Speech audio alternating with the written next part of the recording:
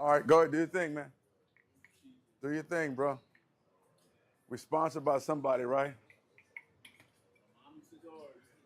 All right, where's the cigar at, man? Is that one mine or his? I'm not taking a stick. He's got to tell me.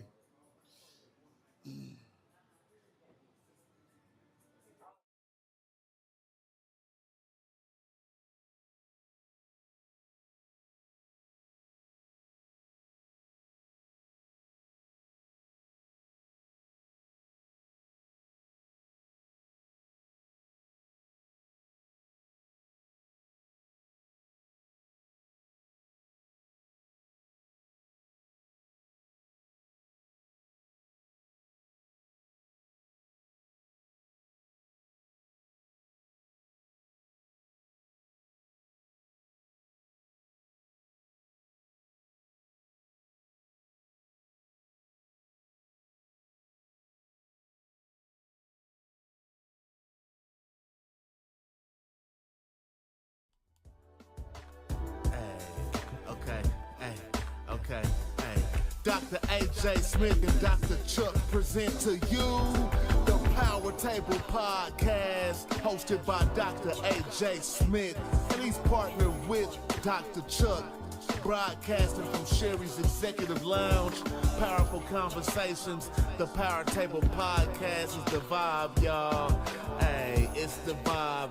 It's the vibe. Follow us at Power Table Podcast on all platforms. Yeah, hey, let's go. Hey.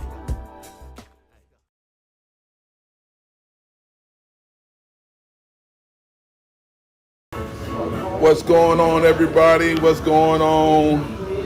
Hey, we in here again. We back, man. We back, man. We back. And you know, This is gonna be good, man. Yeah, it's gonna be real good. It's gonna be real good. I'm happy about today, man. We're gonna rock today. So you know, we're gonna go ahead and just get things going on. Y'all have to forgive me today. I mean, I don't even have my glasses on. I'm about to get them in a minute. But we're going to go ahead and decompress a little bit. Yeah. And also, we're going to get in this conversation. This conversation is a big conversation. We have already talked about it last week. But let me just get to the welcome part. Okay? Welcome to the Power Table Podcast. I'm your host, Dr. Al Smith, and my co-host is here, Dr. Charles Lawler. I'm telling you, we're going to go ahead and go right into this thing. And I hope that you all can really feel what we're talking about, because what we're talking about is stuff that nobody really talk about. Does anybody talk about these things? Brother, health, wealth, and communication. They don't. Yeah. And how it impacts the black community. Al, we're on a voyage, man. Yeah. And before we go too far deep, let's thank Jason and Sherry's Executive Lounge and Monty Cigars and all of our sponsorships. We got a nice little studio audience here. I want to thank them for being here. Yeah. But you're right. When it comes to these issues surrounding people of color in this country and how we're able to navigate through life and apply the principles that we know work, the godly principles that we know work, and try to change this whole idea of religion versus faith and religion versus relationship in our everyday livelihoods. And just to kind of give more backdrop to that, today is part 2 from last week's conversation. That's right. About a slaveistic mentality. Yes. And what we did was we looked and compared and contrast the movement of our Jewish brothers from slavery out of Egypt through a wilderness that God had chosen and designed for them to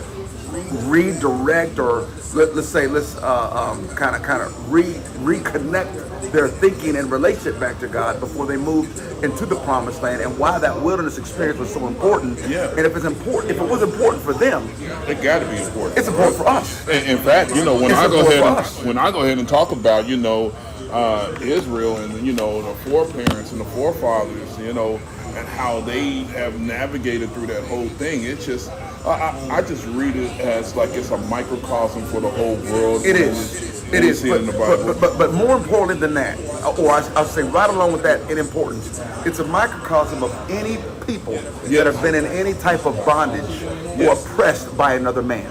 Right. You see, at the foundation of this conversation is an understanding. When God gave us dominion, In Genesis 1 and 26, 27, 28, he never gave man dominion over man. Right. He gave man dominion over the earth. Yes. And over the creeping things. Yes. And over the fish of the sea. That's and right. over the fowl of the air. It wasn't about man trying to dominate man as much as it was man controlling God's creation so man could bring out of God's creation Right. very real resource, prosperity, direction, whatever you want to call it, creation, and giving us the ability to create and manipulate the earth versus the ability to manipulate man. So Right. really this idea of going from slavery and the promised land, going through this wilderness experience, it's important for us to have this dialogue because any person that's been in bondage to another man needs to understand how to stop thinking the way his master has trained him to think, Right. and begin to think the way God has created him to think. And that's why a wilderness experience is so important. I don't think we had one. You know what? I don't think we had one. the I think coming out of wilderness- chattel slavery, Yeah. we never had a wilderness experience where we No. could be alone with God, where God could reconstruct our mind, Yes. our hearts, the way we view things, specifically in these three areas, family, we're going to talk about today: health, wealth, and communication. Health, wealth, and communication. And it is so big that we're talking about those three topics because those three topics intertwine with even our most important relationships. Health, wealth, and what was the other? Communication. And you know what? All of that falls under one umbrella to me. I'm gonna tell you what it is. Come on, man. That umbrella that I feel like all that falls under is understanding. Okay. Because the Lord said, you know, wisdom is the principal thing. It is, and in all you're getting, But in all you're getting, Get what? understanding. Get an understanding. Right. If you understand what's going on, then you know how to navigate through. but an understanding of what, family? It's an understanding that God created you and empowered you with dominion so you could become your own resource agent. So you could be empowered to create your own wealth. So you could walk in health and divide health and communicate to your fellow man, to include your bride. Right. It's going to be male focused today. Yes. To include the women in your life. You can communicate effectively and not slavelistically. Yes. And understanding the difference between those two things. And that's what's going to be your takeaway today, family, as you're watching this and as me and Al kind of go back and forth. There is a way we were taught on health in slavery. Yes. There was a way that we were taught about wealth or the lack thereof in slavery, or an understanding of wealth. I'll say it better that way. Right. There was a way we were taught to communicate with our beautiful God, with our beautiful queens, Yes. as well as with our God when we were in slavery. Well, this, I believe, what we're able to do here, Al, and I've been thinking about this all week. We're creating a wilderness experience for our viewers. So we Absolutely. can bring them out of a mindset of slavery and introduce them to a mindset of freedom. So we Absolutely. can bring them out of a mindset of slavery.